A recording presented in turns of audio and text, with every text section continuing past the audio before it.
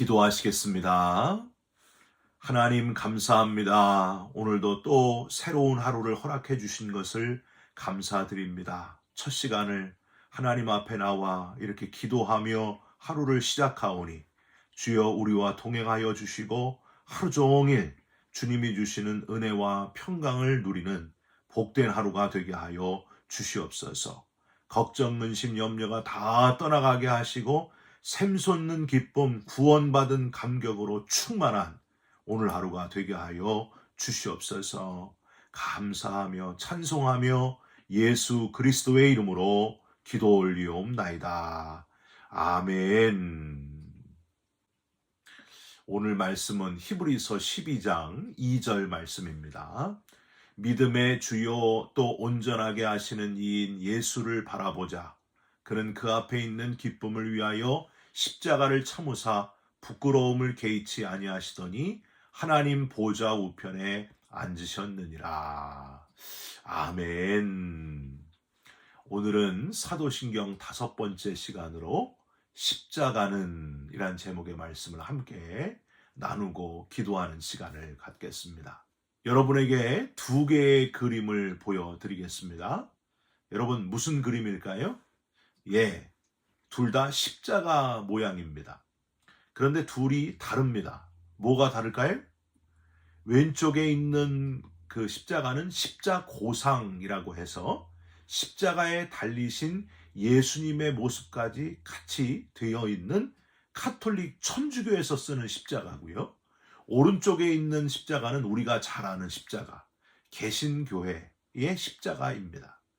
우리 개신교의 아버지인 마틴 루터는 1517년 10월 31일에 95개조의 반박문을 비텐베르크 성당에 붙이면서 종교개혁에 불씨를 당겼는데요. 카톨릭이 고행으로 어떤 행함으로 구원을 받을 수 있다는 아주 잘못되고 형식적인 모습, 권력을 가지고 휘두르면서 복음의 중심을 잃어버린 모습에 환멸을 느꼈고 돈에 대한 욕심 때문에 돈을 받고 면죄부를 팔 정도로 아주 타락한 모습에 통탄하게 됩니다. 루터는 오직 믿음으로만 구원받는다는 이신칭의를 주장하면서 모든 형식적인 그리고 부패한 카톨릭에 대해서 반기를 들었는데, 특별히 눈에 보이는 어떤 형상을 만들고 섬기는 것은 철저히 우상 숭배다 이렇게 주장했습니다. 그래서 이 십자고상도 우상 숭배가 되기 쉽다 하면서 예배 때 사용하는 것을 반대하게 됩니다. 저 십자가를 보고 주님이 저기 달리셨지, 내 대신 달리셨지 하고 감격하고 감사하면 되는데, 다른 목적이 있는 이스라엘 백성들이 광야에서 불뱀에 물려 죽어갈 때에 장대 위에 달린 뱀을 보고 살아났던 것을 기억하기만 하면 되는데 어떻게 돼요? 놋뱀을 만들어서 우상화하잖아요. 그래서 그 뱀, 그 형상에 무슨 능력이 있는 것처럼 그렇게 되지 않았습니까? 그것처럼 십자가 자체에서 십자가에 달린 예수님 형상에서 무슨 능력이 나오는 것으로 그렇게 우상화되기가 쉽다고 선언했습니다. 장로교회의 창시자인 칼빈과 칼빈주의자들 역시 이 십자고상을 보면서 아니 예수님이 어떻게 부활하신 예수님이 저 십자가에 저렇게 매달려 있을 수가 있는가? 이미 살아나셨다. 부활하셨다. 그러므로 예수님 형상을 십자가에서 떼버려야 된다. 이렇게 이야기했습니다. 사실은 눈에 보이는 십자가 모양까지도 다 없애버리려고 했는데 그래도 예수 그리스도의 상징이 일부라도 있어야 할 필요를 느끼고 적정선에서 허용하게 된 것이 바로 우리가 지금 가지고 있는 개신교회의 십자가입니다. 요즘 좀 더 철저히 보수적인 교단에서는요, 이 십자가마저도 역시 우상이 된다 하면서 십자가 모양까지도 다 없애야 된다.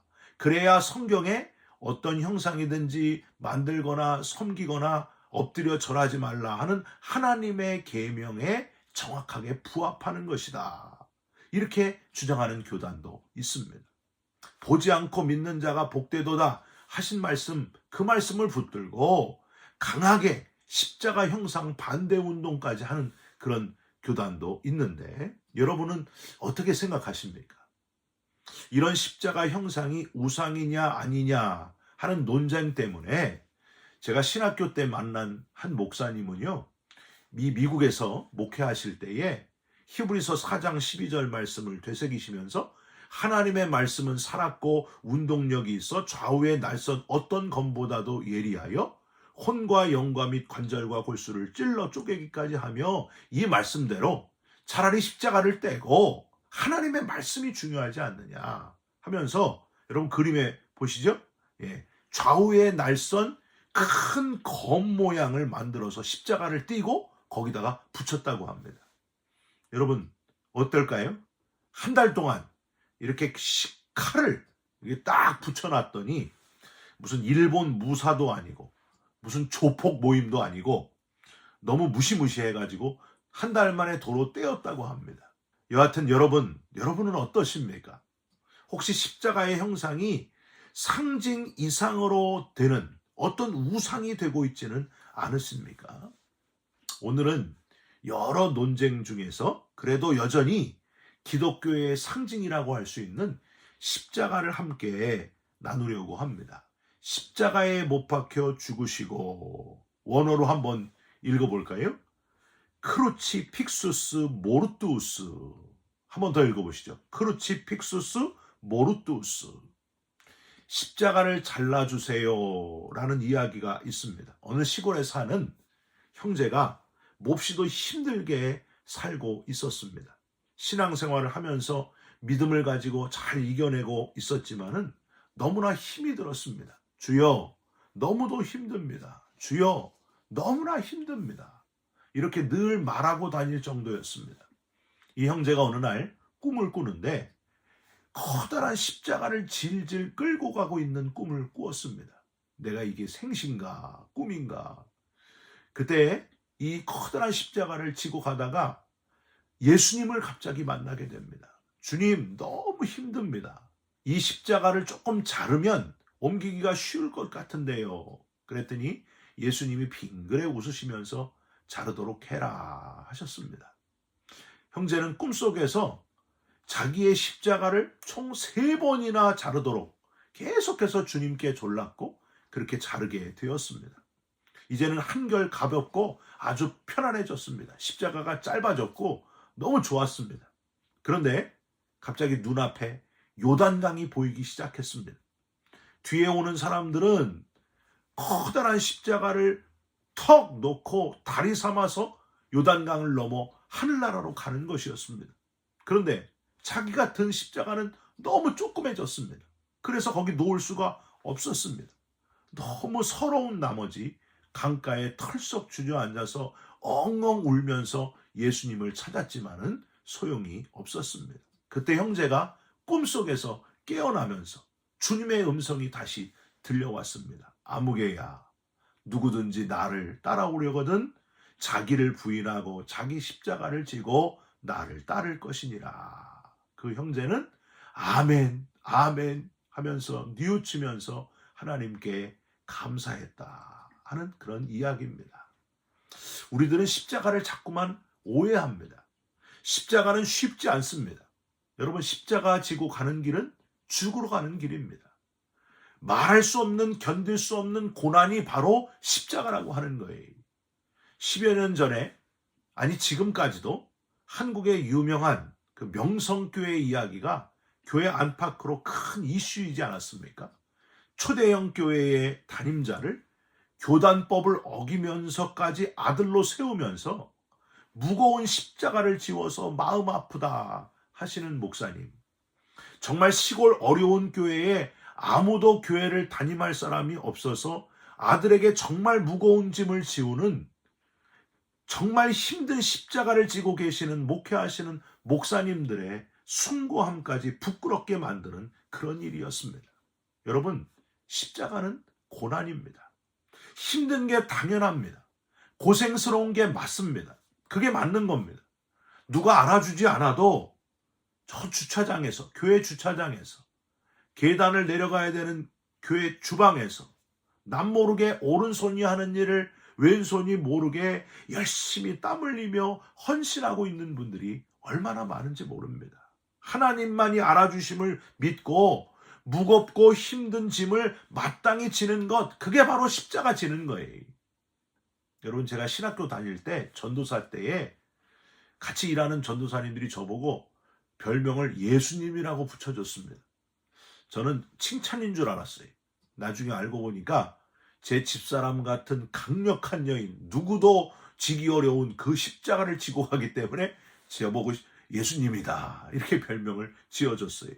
저는 외모가 착해 보이고 집사람은 강해 보여서 그랬던 것 같습니다. 여하튼 사실은 반대인데 제가 늘 집사람에게 좀 무거운 짐이 되고 있는데, 여러분, 우리가 정말 주의 일을 한다고 하면은 쉬운 일을 찾지 마시기를 바랍니다. 남이 안 하는 일, 다 하기 싫어하는 일, 별로 티가 안 나는 일, 고난의 길, 그 길을 걸어가는, 십자가의 길을 걸어가는 저와 여러분들이 됐으면 좋겠습니다. 그 길을 묵묵히 감당하다가 보면 다른 사람이 들을 수 없는 주님의 격려의 음성을 들을 수 있다는 거예요. 다른 사람의 칭찬이 없고 알아주지 않아도 구원받은 것을 생각하면 감사와 주체할 수 없는 기쁨이 넘치는 것, 그게 바로 십자가, 고난의 십자가를 지는 사람의 모습이라고 하는 거예요. 주보에 내 이름이 안 드러나도, 목사님이 나를 잘 몰라줘도, 사람들이 잘 몰라줘도 주님 한 분만으로 만족하면서 묵묵히 내게 맡겨진 사명을 감당해가는 사람, 저와 여러분들이 바로 그런 그리스도인들이 되시기를 주님의 이름으로 부탁드립니다. 나 때문에 십자가에서 생명을 내어주신 주님의 은혜를 다 갚을 길이 없어서 고난을 참고 끝까지 걸어가는 참 그리스도인, 십자가를 지고 가는 그리스도인들이 꼭 되시기를 주님의 이름으로 부탁드립니다. 두 번째로, 십자가는 수치입니다. 여러분 들어보셨겠지만은 영화나 그림에서 나오는 십자가에 달린 예수님하고 강도들의 모습은요, 뭘 이렇게 아래쪽에 두르고 있잖아요. 실제로는요, 아무것도 안 둘렀습니다. 다 알몸을 보도록 발가벗겨지고 피 흘리고 죽는 그 수치 그 자체였습니다. 인간의 가장 수치스러운 모습이 바로 십자가에 달린 모습이었습니다. 예수님이 그런 모습으로 십자가 지셨다는 거예요. 십자가를 진다는 것은 수치당함, 조롱, 놀림감, 그걸 다 감당하는 걸 각오하는 그 모습이 바로 십자가를 지는 사람의 모습입니다. 성경 최고의 지도자였던 모세, 온갖 원망과 조롱, 비난과 원망을 다 들었던 지도자가 바로 모세이지 않았습니까? 심지어 피를 나눈 형제 아론과 누이 미리암에게서도 구스 여인 취한 것 때문에 원망을 들었습니다. 비난을 들었습니다. 그런데 모세는 대응하지 않았습니다. 침묵했습니다. 그랬더니 하나님이 나서시잖아요. 모세를 비난했던 모세의 누이 미리암에게 하나님이 나병을 발하십니다. 그런데 모세는 병든 미리암을 보고 잘됐다, 아주 고소하다, 그러지 않고요, 그 누이의 나병을 고쳐달라고 하나님께 열심히 눈물로 구하지 않습니까? 그렇게 걸핏하면 모세를 원망하고 죽이려고 했던 이스라엘 백성들, 우상 숭배함으로 하나님이 단순간에 멸하시려고 하실 때 모세는 뭘 했습니까? 그렇게 백성들에게 수치를 당했음에도 불구하고 하나님, 내 이름을 생명책에서 지워주시고 이 백성들을 좀 용서해 주시면 안 되겠습니까? 그렇게 눈물로 하나님 앞에 간구합니다. 하나님께서 모세를 출애굽의 지도자로 세우시고 사용하신 이유가 바로 여기에 있었습니다. 수치당할 것을 늘 각오하고 살았던 사람이 바로 모세였기 때문입니다. 여러분, 예수님은 죄가 없으신 분임에도 불구하고 저와 여러분을 위해서 수치를 당하셨습니다. 십자가의 수치를 끝까지 당하셨습니다. 여러분, 언제부터인지 모르겠지만은 복음 때문에, 주님처럼 하나님 나라 때문에 다른 사람을 대신하려고 당하는 수치가 아니고, 세상 사람들만 못해가지고, 우리 교회 다니는 사람들이, 예수 그리스도를 믿는 사람들이 세상 사람들만도 못해서 수치당하고 매스컴에 오르는 일이 지금 빈번히 일어나고 있는 그런 시대를 우리가 지금 살아가고 있지 않습니까?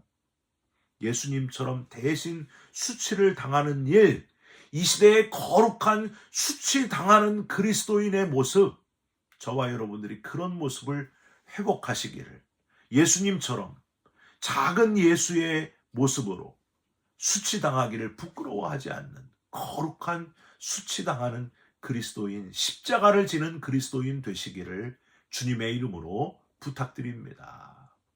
세 번째로, 십자가는 철저히 나를 포기함입니다. 십자가에 달린 죄인들은요, 내 맘대로 할 수 있는 게 하나도 없었습니다.